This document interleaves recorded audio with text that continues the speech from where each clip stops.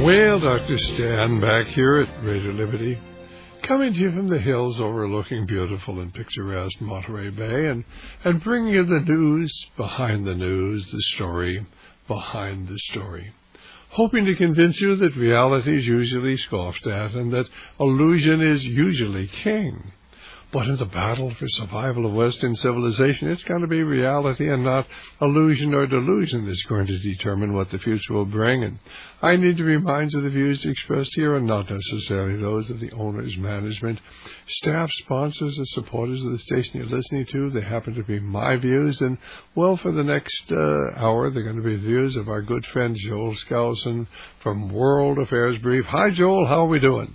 I'm just fine, Dr. Stan. Good to be with you again. Well, it's good to have you with us, and I guess this is the last time we'll be talking to you until sometime in October, huh? No, until mid-September. Oh, mid-September. Okay, yeah. Fine. Well, we'll look forward to it. But anyway, have a safe trip, whatever you're doing. Under any circumstances, what are the major issues we need to be talking about today that are facing our country? Well, I've dedicated almost this entire issue to the question of Republican Convention and its extreme efforts to exclude the constitutional conservative position of Ron Paul from the party, and what are the prospects for change. It should be a major issue that people should be interested in if they haven't ever received a sample copy of the World Affairs Brief. This is the time to request one. Well, basically, do we have any idea how many votes Ron Paul would have had if they had not simply rigged the election? Yeah, I'll get to that. Right. Here, we've got numbers on what went on at the convention. But, you know, these nominating conventions have become nothing more than propaganda palaces, wasting viewers' time with hours of mindless cheerleading for things people want to hear, but leaders have no intention of giving them.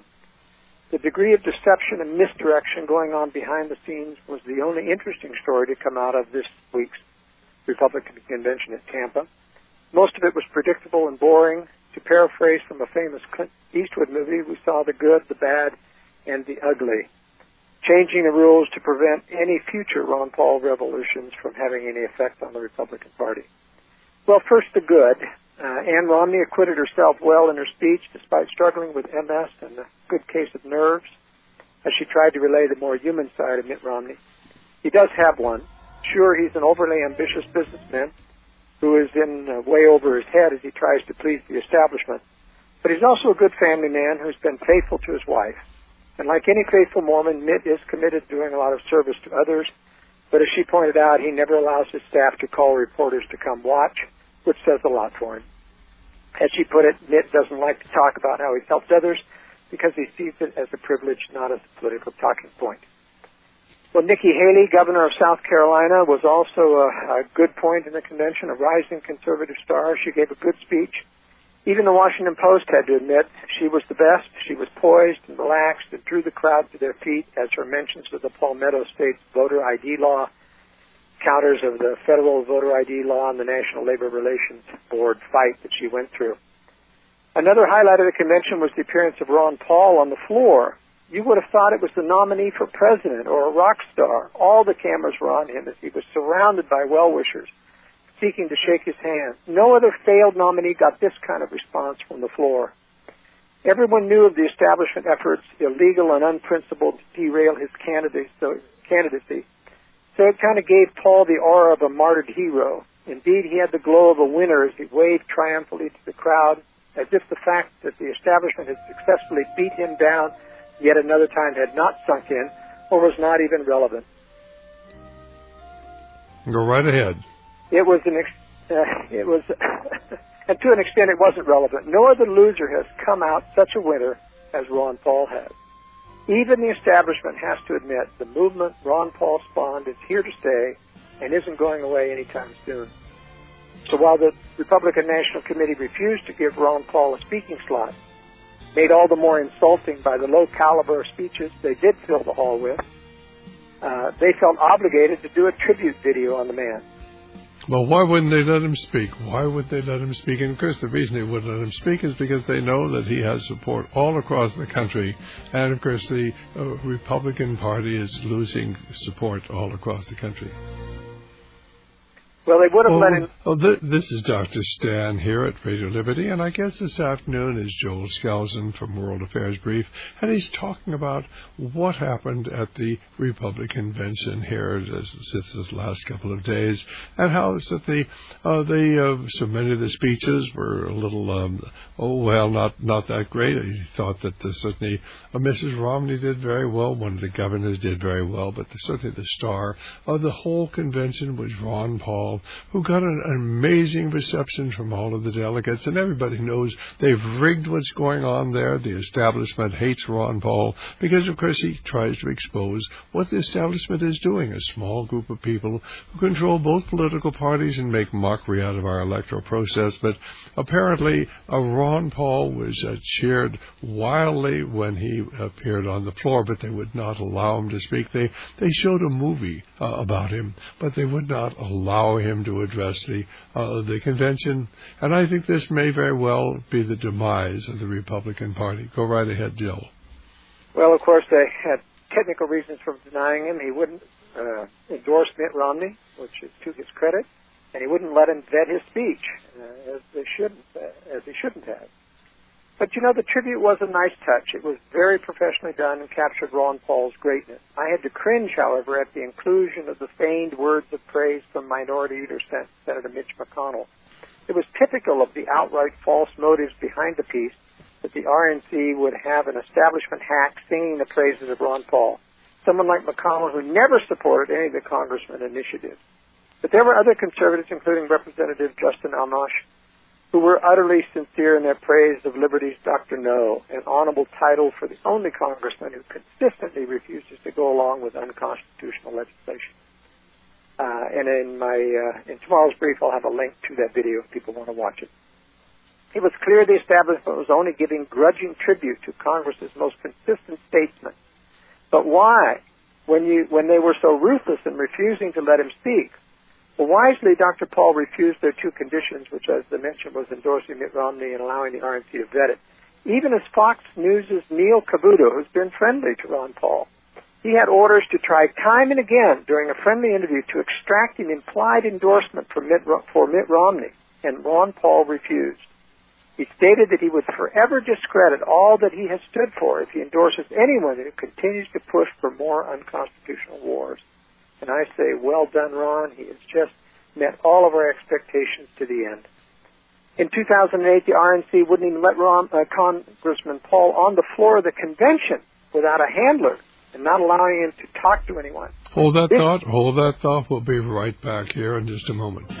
Well, certainly Joel has been talking about Ron Paul's appearance at the Republican National Convention. Of course, they wouldn't allow him to speak because he wouldn't endorse Mitt Romney, and he wouldn't endorse Mitt Romney because Romney's going right along with all the socialist programs and the wars and the torture. Have you ever heard Mitt Romney speak out against torture? Have you ever heard Mitt Romney say we're going to get our troops out immediately out of overseas? Have you ever heard Mitt Romney say, suddenly the whole welfare system is corrupt and it's going to bankrupt our nation, we're going to have to do away with it? He's not going to. He's a globalist. He believes in world government. Or whether he believes in it or not, he's certainly going along with the agenda to get the support of the establishment, without which, of course, he would not be the nominee. But go right ahead. Well, this year, of course, he couldn't be denied, so the Republican establishment had to feign tolerance and support while knifing his movement in the back. The video tribute was only intended to assuage his supporters without giving an inch on the principles they wanted enacted. The party knows that if the Paulites stay home or vote third party, Mitt's going to lose. Forget about the new platform wins the Paulites and the Tea Party made. The platform doesn't bind anyone in the party to anything, and very few people even read it, especially after the convention.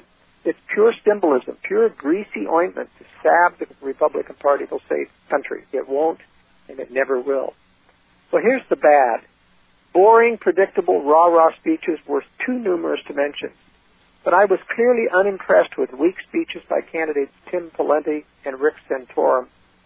The latter wore his trademark plastered smile, and whose hand gestures were as awkward as a teenager in his first speech class. He went on and on about little trite phrases and smiling. It was just almost agony to watch. Newt Gingrich was his usual slick self, but without an ounce of sincerity. Neocon Condoleezza Rice was particularly disturbing with her pretensions toward conservatism. As a real-life globalist, it was equally disturbing to see her seated on the other side of Mitt Romney from his wife, probably an indication that she will get a coveted spot in the cabinet, probably Secretary of State if you win. But the best of the worst was clearly the keynote address by Governor Chris Christie of New Jersey. It was all about Chris Christie, not a word hardly about Mitt Romney till the end, nor the party. At least he wasn't boring, far from it. He has a good presentation, very natural if you can get past the inherent contradictions in his lack of personal restraint, obesity, and his push for fiscal restraint in government. He went through every aspect of his background, tooting his own horn, covering every supposed victory achieved in New Jersey, which still won't recover in the long term. As the Washington Post put it, Christie will take some justified criticism for spending 95% of his speech talking about himself and 5% about Mitt Romney, and that's being generous. But Christie burnished the Christie brand with his keynote address, which, after all, was kind of his goal. Christie was blunt and remarkably relaxed. He came across as entirely at ease with his own skin and as close to a regular guy as politics can produce. Of course, that's the image. In short, he did nothing to hurt chatter about his own future presidential ambitions in 2016 or 2020, and that makes him a winner in our scoring system, said the Washington Post. Well, that makes him a loser in mine. Christie was the recipient of one of those instant phony polling surges the media pulled during the early campaign, trying to promote anyone but Mitt Romney. They only do that for certified insiders, and Christie's not a true conservative and has some big skeletons in his closet, in my opinion, that he was unwilling to risk exposing at the time. That is why he backed out. But he's clearly prepping for a run in 2016, and the establishment will be behind it, so beware of Chris Christie. Well, here's the ugly. The left was having a ball watching the establishment Republicans skewer the Ron Paul faction of the party, the only faction that's the principled left, that is, people who mistakenly think government's the way to help people but don't see the hidden victims. It's the only way the principled left can find common cause. Philip Giraldi gave a great summary. He said, it was perhaps inevitable the GOP would turn on the Ron Paul supporters to eliminate him from their version of a body politic. I predicted, said Giraldi, that it would take place, and so did a number of others, including yours truly, and you, Dr. Stan. But what was surprising is the timing, he said. It seemed reasonable to assume that the Republican gatekeepers would wait until after the convention or even the election to keep the Paul fans in harness and supportive, nurturing their faint hope that their message would somehow have an impact and encouraging them to vote for Mitt Romney. But no, he said, the Republican Party leadership decided instead to purge Paul supporters at both the state and local level and also on the convention floor. As Justin Raimundo has noted, a harrowing worthy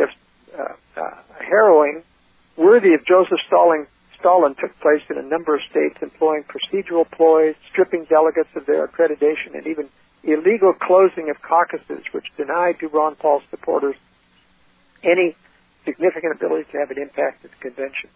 The deal was sealed when the GOP Rules Committee revised its convention guidelines, initially to make it impossible to cast dissident votes or to propose nominations from the floor, and subsequently to allow the National Party to veto and replace any state delegate. That is Stalinism, Sovietism, right from the playbook. Jordan Bloom, who attended the Paul events in Tampa, reported that Paul's supporters were angry and frustrated, many having experienced political corruption up close and personal for the first time since they got a lot of people to the convention and were frustrated. One friend of mine on Capitol Hill likened the caucus deals finally arrived at in various states, particularly Maine, as having a burglar steal everything you own and then return a couple of days later to give you a deal, agree to give you half back if you do not complain to the police. Well, that's exactly what happened. The Paul supporters were outgunned and outmuscled and led by a campaign team that wanted accommodation and wound up taking the weak campaign staff around sabotaging rates.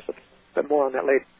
Let's do a summary of the during the roll call of the states. The Paulites were irate and screaming at the podium as Convention Secretary Kim Reynolds repeatedly declined to repeat any delegate votes for any candidate other than Romney.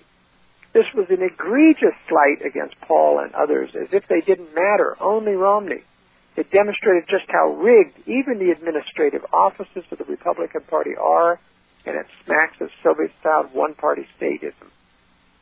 The Republican Party, wrote David Korn, is so afraid of Ron Paul that they won't even repeat his name. That's a quote from Jim Ayala, Nevada delegate and Paul supporter. Well, in these various states, 3 states actually ended up giving Ron Paul a majority. They tried to stop it, but it happened. Iowa, first of all, it gave its primary to Romney, then to Santorum, and finally the votes for all the delegates were 22 for Ron Paul and only 6 for Romney.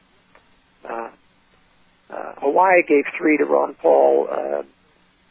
Louisiana gave 12 to Ron Paul. That was another one of the grossly contested states. He probably should have had more than half of those delegates based upon the convention results of who won the elections, but they overturned that and replaced or decredentialized a good portion of the Ron Paul delegates. North Dakota gave Paul 5, North Carolina 7, New Hampshire gave Ron Paul 3, Nevada gave Ron Paul the winnings. He got 17 and Romney only got 5 and 5 abstained, and that's because they weren't allowed to vote for Ron Paul. The National Committee disallowed them from doing so.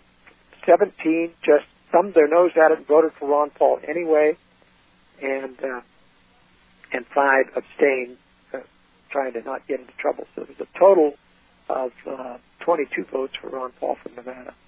Maine gave 10 Ron Paul. He should have had a clear majority if it hadn't been disallowed. It was a major upset at the convention when all of the Ron Paul delegates from Maine were in the gallery, and everyone was chanting, "Seat the Maine delegates, seat the Maine delegates," and they refused. Then the Maine delegation walked out. The governor of Maine, LaPage, refused to even attend the convention in protest against these awful tactics. Mississippi gave 4 to Ron Paul and 3 to Santorum. Minnesota, they gave the win to Ron Paul with 33 votes, 1 to Santorum and 6 to Romney. And they announced, "We're proud to have run a fair election with integrity." Michigan gave Ron Paul 4. Oregon gave him 4, which is surprising. Being from Oregon, at least half of Oregon is conservative. It's just the state is run by the liberal establishment in Portland. So I'm surprised they even got 4. They had to do manipulation there. Oklahoma gave him 6. Pennsylvania gave Ron Paul 5, but they read them as Paul Ryan. Isn't that incredible?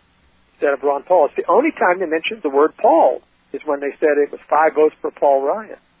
Rhode Island gave Ron Paul 4. South Carolina 1. Texas gave him 20. Washington 5. Virgin Islands 1. Virginia 3. Vermont 4. Oregon, as I said, 4. Oklahoma 6. So all in all, even with all the manipulation, he still came out with nearly 100 votes.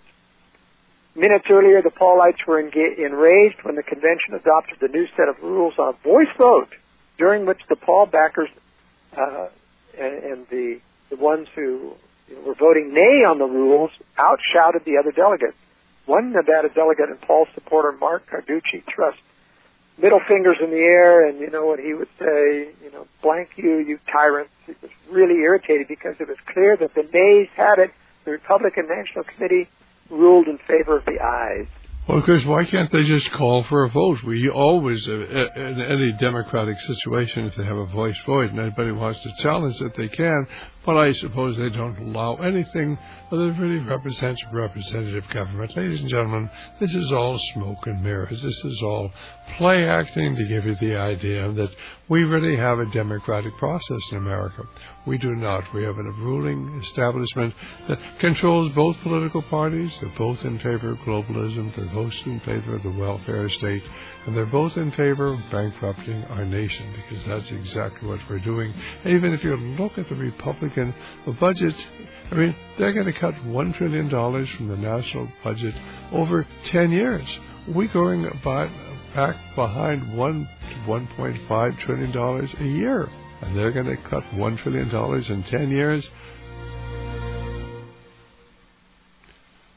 Joel, you go right ahead. Well, as you have said earlier, and I agree, I think it's all over for the Republican Party. The Republican National Committee has altered the convention rules to bind future delegates to vote for the candidate who wins the state's primary or caucus. This change would hurt outsider candidates like Paul, who collected 158 delegates during the Republican primary season. Now, notice that they stripped him of approximately 50 some odd of those that he owned, and ended up with 100 or so that were allowed to vote for him at the convention. The RNC also refused to recognize Paul's delegates from Maine, of course, as we talked about. So what I'm saying, you will not have a Ron Paul revolution in the next time around. So really, people have to prepare, in my estimation, for another alternative. Interesting enough, on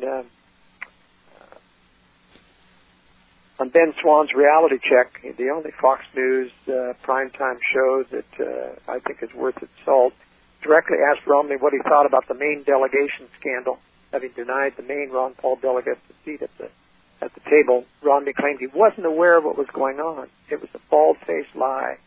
While others assume he was directing all this, I don't believe that is true either. There are professional controllers behind the scenes at Republican headquarters who are doing these direct attacks on Ron Paul delegates. But Romney is responsible insofar as he didn't lift a finger to use his influence to stop it. It's very disappointing and doesn't bode well for the courage it will take to stop illegal acts of government if he might be elected. Roger Leahy, an Iowa delegate, Paul supporter, says he and other Paulites had pleaded with Reynolds to recognize Paul during the roll call, but she would not. This is the Republican steamroller, said Leahy. Now, all of that's referring to, of course, that nobody would say anything but how many votes the Romney campaign had at this. Anyway, all of this led finally to the unseated Maine Paul delegates storming out of the convention together in a pack of angry Ron Paul fans, all clad in white ball caps, left the Tampa Bay Times Forum. The Romney campaign and the RNC had hoped to avoid this kind of floor fight, small or large, during the convention. But once it was done, the convention proceeded and Romney was nominated to polite applause. Well, following the dust-up, Yelena Vaborova, a 30-year-old Paul delegate from Apple Valley, Minnesota, was eager to vent her anger. Taking a breath, she said, "This is just evidence of the manipulation of the Republican Party. They're not even allowing us to bring signs in, but they brought in their own pro-Romney signs that we couldn't even nominate Ron Paul."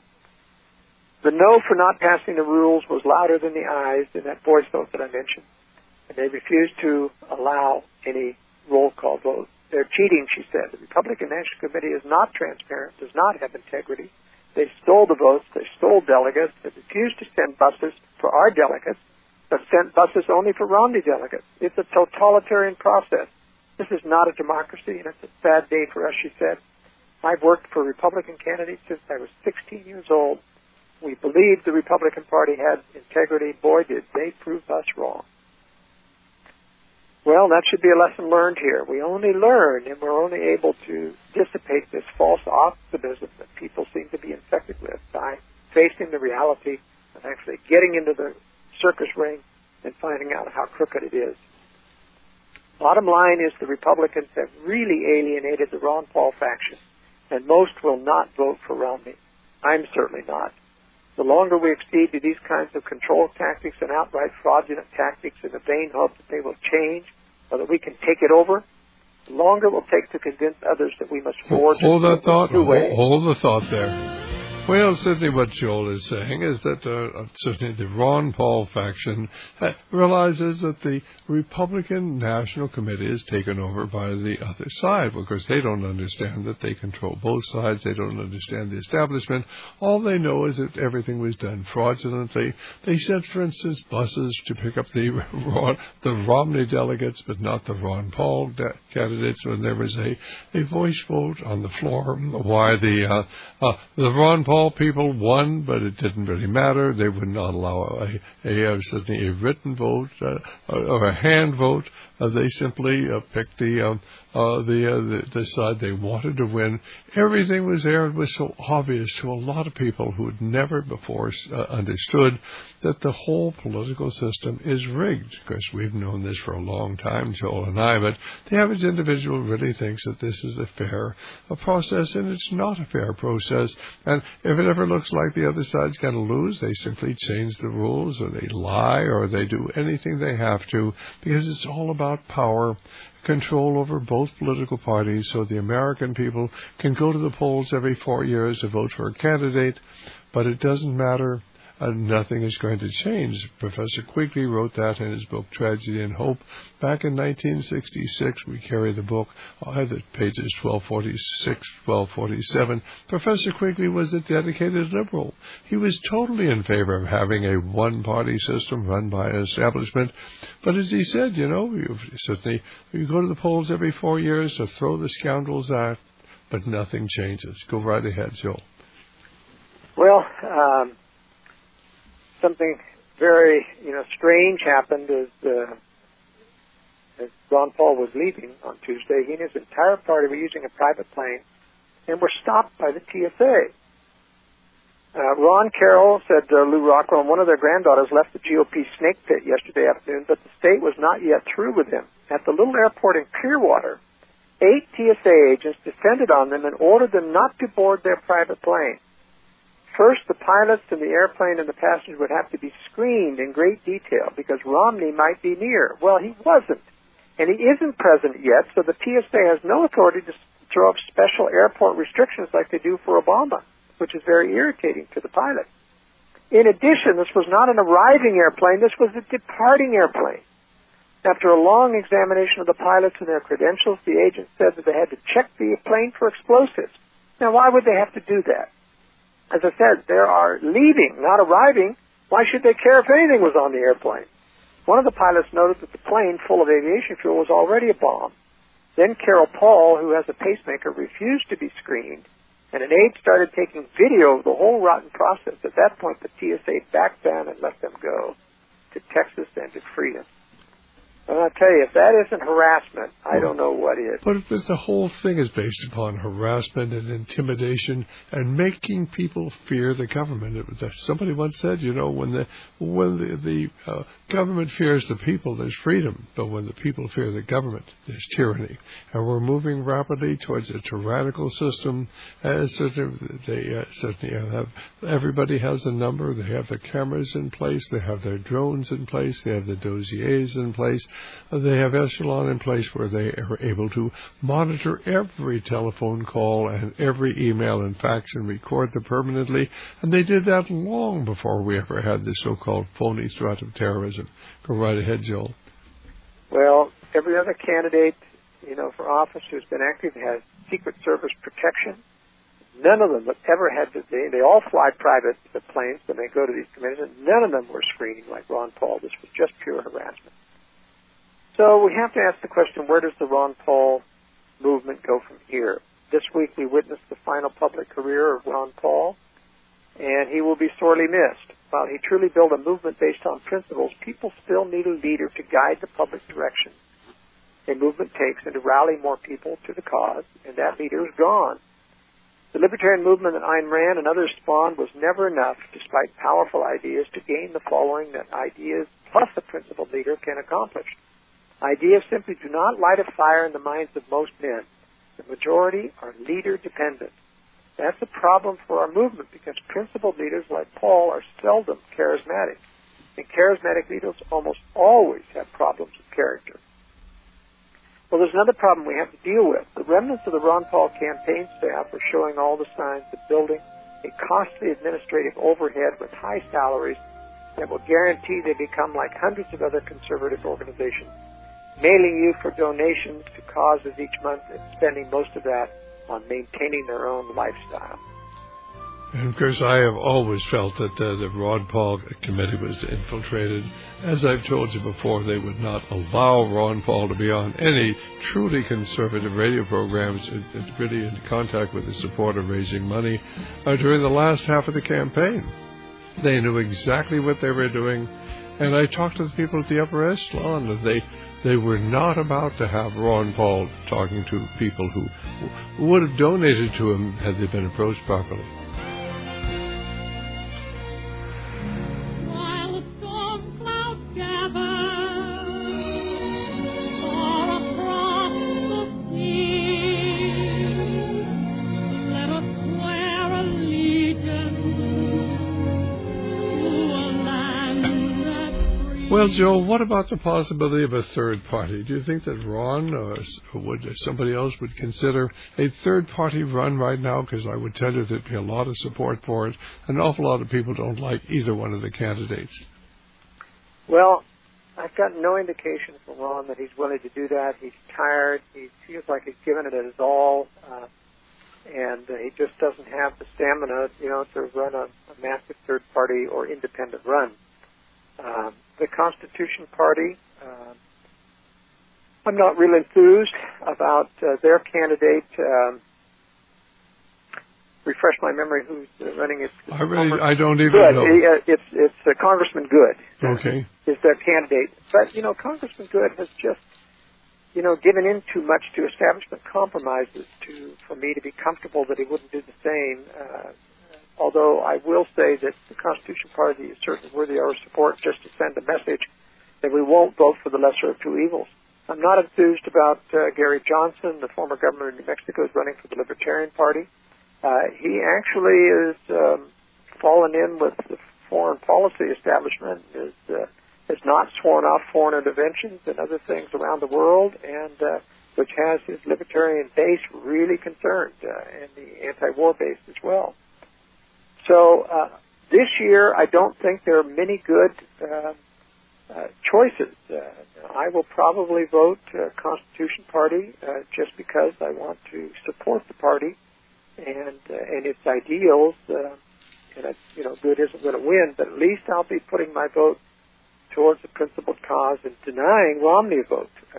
As I've said in your show before and others where I do interviews, that we have a lot of damage done when a phony conservative gets into office and he convinces and corrupts our own constituency, convinces them to go along things that Obama could never convince them. So they gain certain things when Republicans are in office, and they gain certain things that Republicans couldn't do that only Democrats could do. We've gone through the Democratic cycle.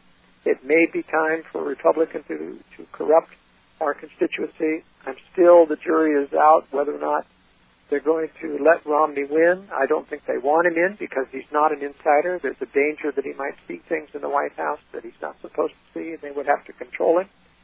I think they'd like to have Obama reelected, but they may well have to pull a war on Iran or something to elect that. Now, I might also say that the rumors from the Disinformation Corps talking to Doug Hagman have reached another level of crescendo. Hold that thought. We're going to be back in just a moment here.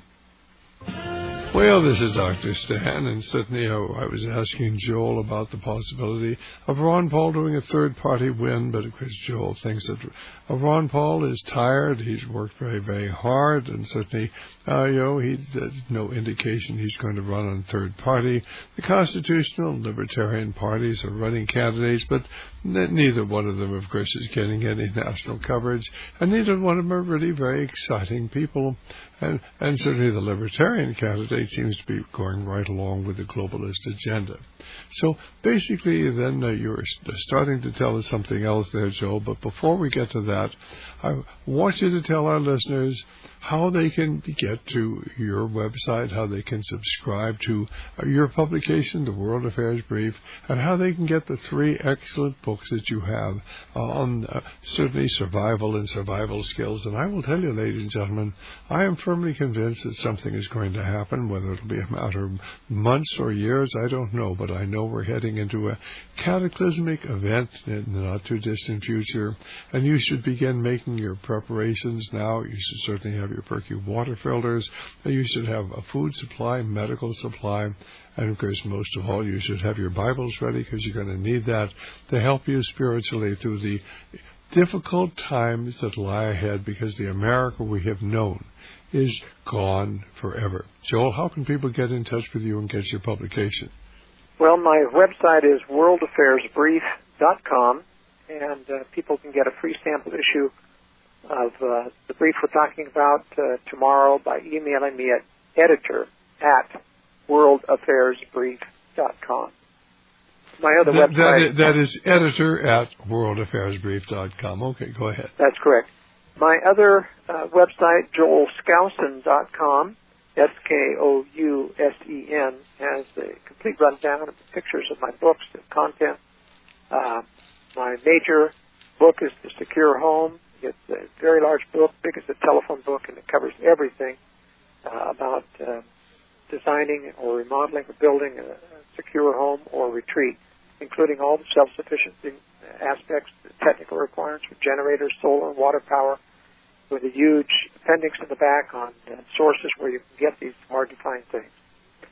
My bestseller is the third edition of Strategic Relocation, North American Guide to Safe Places. It's very popular now that people are considering relocating because of the potential of social unrest, economic problems, and future wars. My last book is How to Implement a High-Security Shelter in the Home. It's an architectural plan book on how to build a safe room in an existing basement. And all three of these books can be had from Radio Liberty. By calling 1-800-544-8927. That's 1-800-544-8927. And these are among our best-selling books.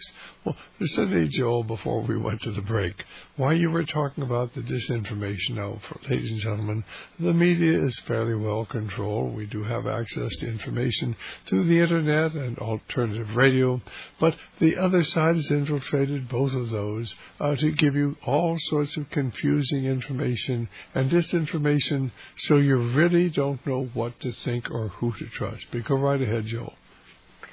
Well, what I think is a disinformation source claiming to be within the Department of Homeland Security that's talking to Doug Hagman of the Intel Hub, says now that all of his he gives something new every day to keep everybody titillated, and he said that it's a go now, this false flag operation that he's claiming without giving any details of what it is, which makes it very, very suspicious. Some have intimated that it's a fake assassination attempt on President Obama. Others are implementing it, the bank holiday and an economic collapse. And so, but it has all the markings of disinformation. And so I just really worry about, people getting worried. But it does have an effect. I get calls all the time from people saying, well, help me relocate tomorrow because the collapse is coming next week, and so I don't have much time. Well, it isn't anywhere near enough time to make a good decision on these important issues. And so people need to realize that even though there are major economic threats always going on, the powers that be have tremendous power still to keep things afloat and even bailout. In this week's brief, I'll be talking about the potential that Morgan Stanley is going to collapse. And it's a big one of the biggest of the Wall Street investment firms, and it probably will collapse, like Bear Stearns and Lehman Brothers. But I'm still a believer that it doesn't have to collapse the whole system. The power is still out. Have the powers to keep it afloat. It's not going to be pretty.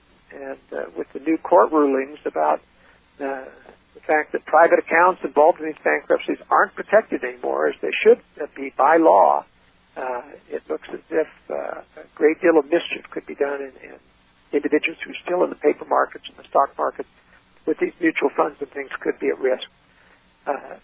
This will not be, in my opinion, the collapse that brings down the economic system. As I continue to say, these sources that claim to be insiders in government talking to Steve Quayle and Doug Hagman cannot be legitimate. The government surveils every telephone, especially Steve Quayle and Doug Hagman and others. They would know exactly who's talking to them, and they would shut them down unless they were permitted to leak for disinformation purposes.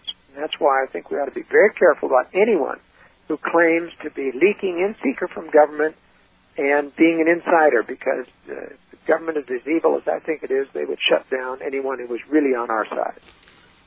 And remember, ladies and gentlemen, they monitor every telephone call that you make, every email, every fax, and it's called Echelon. If you don't believe it, go off on the Internet and look up the NSA program, Echelon, E-C-H-E-L-O-N. It's been around for 20 years or more, long before the war on terrorism.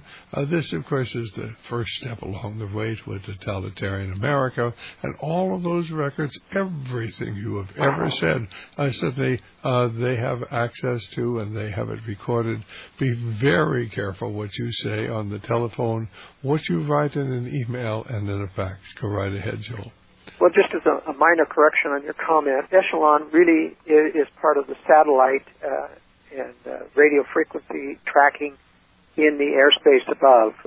It does not cover the email tracking systems, the other things. So the overall surveillance system is larger than Echelon. Echelon is the major part of that, which goes through that which can be picked up by satellites, and it goes through big dishes that are in Australia and the British Isles. But as I say, the total surveillance system is larger than that, and I don't know if anybody knows the overall name they use inside, but there are many, many fingers to that pie, and the ones that are tracking wireless, that are tracking, I'm sorry, not wireless, but fiber optics and other high-speed internet cables, is part of the overall comprehensive system. All right, you go right ahead. So the big problem that we're talking about in terms of the Ron Paul movement, where does it go, is the problem that Ron Paul's legacy is tied up with the Campaign for Liberty. And Campaign for Liberty now has a big staff. It will absorb some of the Ron Paul campaign people, and a lot of these people, and I worked in Washington with a lot of these conservative organizations, and I happen to know that even though they're sincere and they want to fight for liberty, they have a big bureaucracy. They have high-paid salaries. They have account secretaries. They have mail-order people. They have designers. They have graphic designers. They have people who work, on their internet and web system. All these things cost tens of thousands of dollars a month. And so when they send you email sales pitches or in the mail and saying, we're going to do this cause and please give us money to help with this cause, most of that money, I would say at least 90% of that money goes for the overhead of the staff, and very little goes, if anything, to the cause. And so this is a problem that I'm warning about.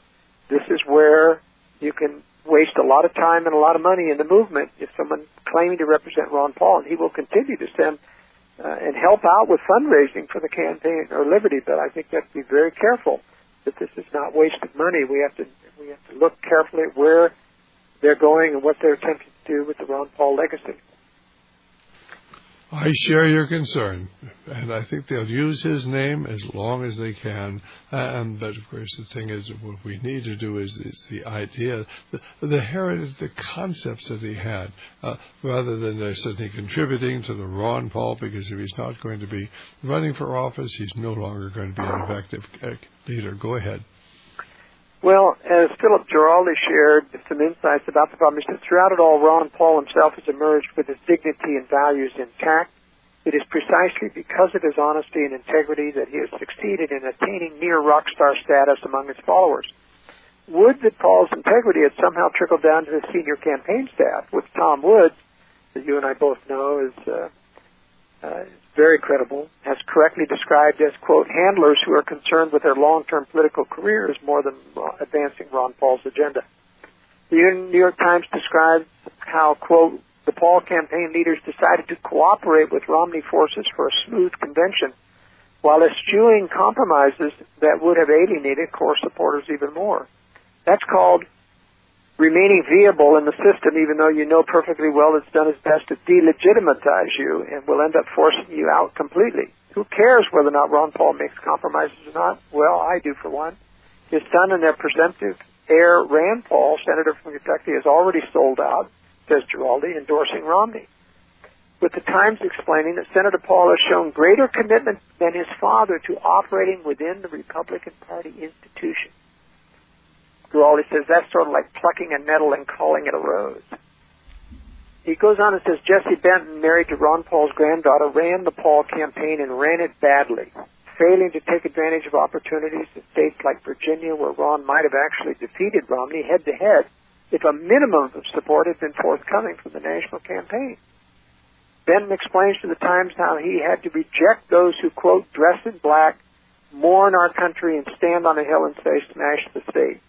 Well, Benton, who reportedly has morphed into a multitasking paid political consultant and deal maker with several businesses registered lobbies in Washington, D.C., generously paid himself $586,000 along the way while keeping the revolutionaries in check.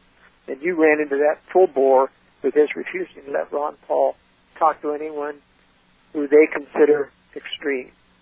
Most Paul supporters that I have encountered, said Giraldi, are completely rational and dedicated to turning our country around. They support the message of small government, non-interventionism, overseas, constitutionalism, and sound money policies, all because they make good sense. But I suppose Benton would argue that he, as the Times majority puts it, balancing pragmatism and principle, puts pragmatism first every time, as any ambitious person would. And that's what Romney's doing as well. Now, I have no doubts that Benton, Rand Paul, and Mitt Romney have basic conservative feelings, just like Ronald Reagan did. But, we need someone who will not compromise. Rand Paul's already showing that he is. Mitt Romney is already deeply compromised. It's just hard to find a Ron Paul, who will not compromise. It's just amazing. And he kept getting elected once his constituency had, it was probably a miracle of God that he got in there in the first place. But once he was in, people liked him and kept reelecting him. But very few others could get reelected in their districts with Ron Paul's record. I agree with you, and I think it's a sad day when, of course, Ron does go into retirement. But I do hope that he will, will be there. And but I do not trust this organization, not one little bit. Well, then there's the little matter of foreign policy, which is of particular interest to the Ron Paul community. Ron Paul bravely opposed foreign aid and foreign interventionism, both as endorsed and practiced by the two mainstream parties, raising challenging questions about the status quo in the Republican debates and also in his speeches. He understands how central what occurs overseas is to America's problems. But go over to the pathetic Campaign for Liberty website, and you will detect nary a whiff, that nothing on foreign affairs that more recent than April, as if self-congratulatory blurbs on auditing the Fed will solve all our problems, actually caused by America's evolution into the imperialist police state. And, of course, that's Giraldi speaking here. My view is it's morphing into the globalist police state.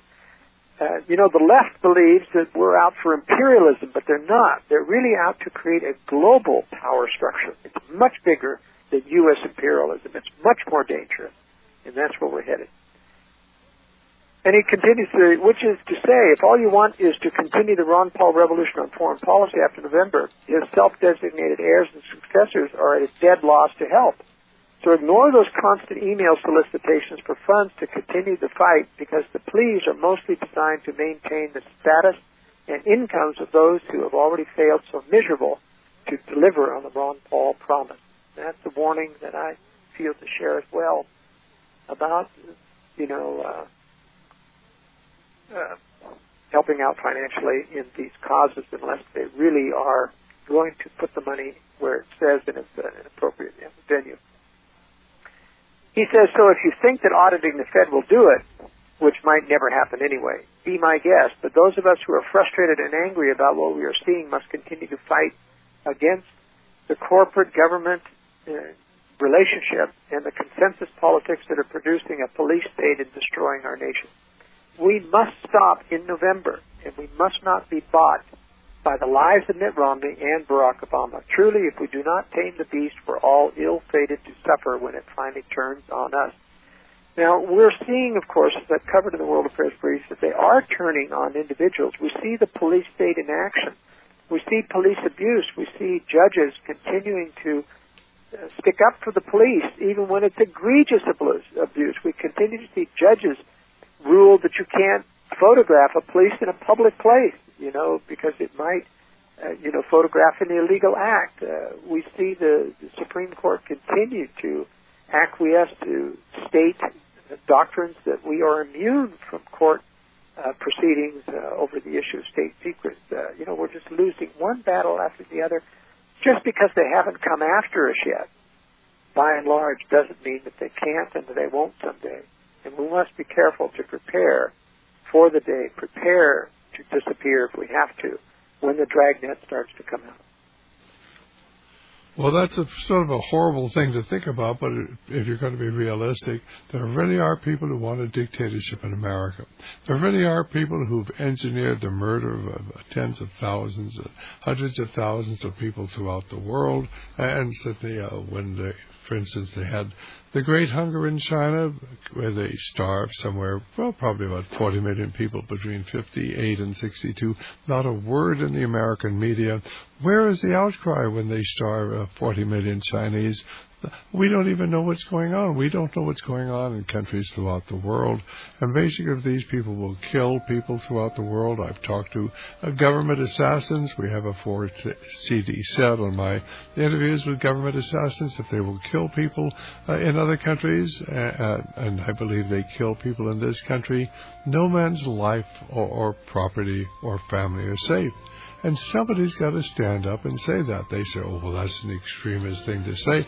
It's not extremist. There really are people who control both political parties who make mockery out of the democratic process, and we have seen a beautiful example of that in Tampa this last few days.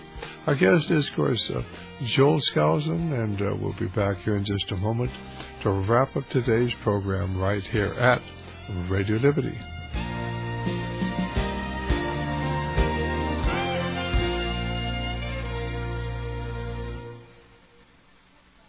Well, Joel, you have 3 minutes to wrap up the program. Well, in the final moments, let's talk a little bit about the potential of Rand Paul succeeding to his father's position as leader of the movement. Many of Ron Paul's supporters are still upset that Rand endorsed Romney in June during a Fox appearance while his father was still technically a candidate. In fact, Ron Paul is being denied a speaking slot this week because he refuses to endorse Romney. And that didn't go over well with Ron Paul's most fervent supporters. The hardcore people really feel like Rand Paul is starting to pander. He's going down the slippery slope, feeling like he can get in the goods with these Republican establishment. He's become increasingly close with Senate Minority Leader Mitch McConnell, and Mitch McConnell wouldn't have anything to do with it if he didn't think that, Rand Paul was compromisable. He's shown several compromises. It's a very tempting thing. Ron Paul has made a fairly significant increase, almost doubling the size of the movement by staying within the Republican Party as a tool of getting people to listen to his message. That works. But when you accede to the Republican leadership and you make compromises to stay in their good graces, that never works. It only compromises the direction in which we go. And that's the direction that Rand Paul thinks that he can do. He's 49.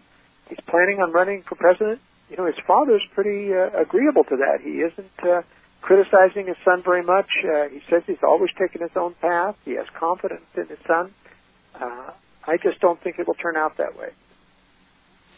I agree with you. We need people of integrity who cannot be bought off, and basically they always will do that. They'll offer you key positions if you'll just go along and be quiet. We need somebody who's willing to stand up for what's right rather than be concerned about winning the accolades and the praise of the evil people who run both political parties. And Rand Paul does object to the suggestion that he's alienating his father's supporters. He argued that the GOP platform is very libertarian, a conservative document, but that means nothing. It's all about the implementation. They never follow the platform. They've learned you can give away to the factions what they want to support the platform, but then you just toss it in the wastebasket when it comes time to implementation. I agree with you. I think we're in real trouble. It's going to be very interesting to see what happens. Well, I'm really looking forward to having you back with us then in the middle of September. And thank you so very much for being here with us. We'll look forward to, I hope you have a very, very safe trip or time while you're away. Thank you, Stan. Appreciate it very much. Okay, very good. Bye-bye. God bless. Okay, well, that was, of course, Joel Skousen. We'll be back in just a moment here. Well, this is Dr. Stan. We do hope, of course, you enjoyed the conversation with Joel Skousen. He does most of the talking. He's certainly very astute, does a great deal of research, and we're indebted to him for his weekly analysis of what's going on. But it's a sad day when suddenly people finally realize that you do not have a Republican Party that is willing, of course, to abide even by its own rules. It's all the power structure. And you must understand we have one political party with two branches.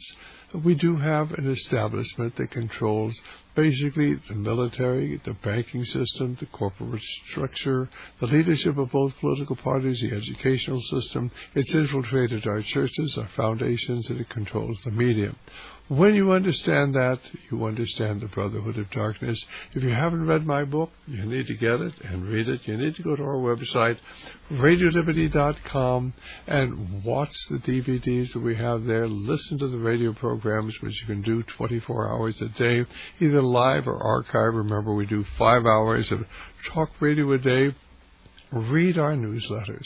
They go back certainly almost 15 years or more, about almost 18 years, and tremendous amount of very important information there. And so we put many of those newsletters into little pamphlets, and you can get those and read them and reread them.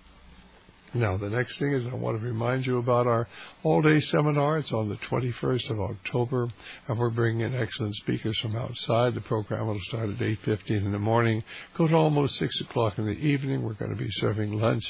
If you're going to come, you need reservations, and of course you want to get rooms. Why? Of course, we have discounted rooms now, but of course they will only be available till the 20th of September. Give us a call at 1-800-544-8927. 1-800-544-8927. I've been studying what's going on in the world for 50 years now, and I'm more convinced than ever that we're heading into a very, very difficult time financially, and there may very well be a disruption of society. You need to have certainly the things that will get you by. If you don't have a Berkey, you need to get either a Berkey, Big Berkey or Berkey Light, and you need to get them for your family as well, for your children. The one thing you can't get by without is potable water. And certainly if we were to have breakdown in the electrical system, where would you get your water? Certainly the pumps would go out, and you'd have to get the water wherever you could. Make your plan so that you'll have potable water if you don't have a Big Berkey or Berkey Light. We can order it from Radio Liberty, and if you do get it from us, you get a free DVD or CD that we have produced. And then, of course, we do hope that you'll certainly want to get some of our 4 CD sets. If you want to understand how they kill people in America, we have a 4 CD set where I interview 2 government assassins. They're professional government assassins. Both of them are dead today. And then, of course, we also interview the man who tracked down the man who was paid to kill General Patton. We have the book, Target Patton. We have the book written by the man who was hired by Martin Luther King's family to tell the truth about what happened to Martin Luther King. We have that book, and then, of course, we have a 4 CD set on the execution of Martin Luther King. And believe me, it wasn't as you've been told. James L. Ray. We have a 4 CD set on the execution of Bobby Kennedy. We have, of course, the book and a DVD. The DVD was done in England because it could never be done here in the United States, about the assassination of Robert Kennedy, and that was not, of course, Saran.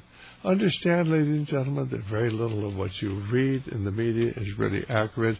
We do have some great new books, though, that we try to get the books that will tell you the story you're not going to get through other channels. If you want to know how we financed the Nazis all during the Second World War, you need to get the book, America's Nazi Secret. You need to get my interviews with John Loftus, who had a security clearance 3 levels above top secret. That's called The War Against the Jews.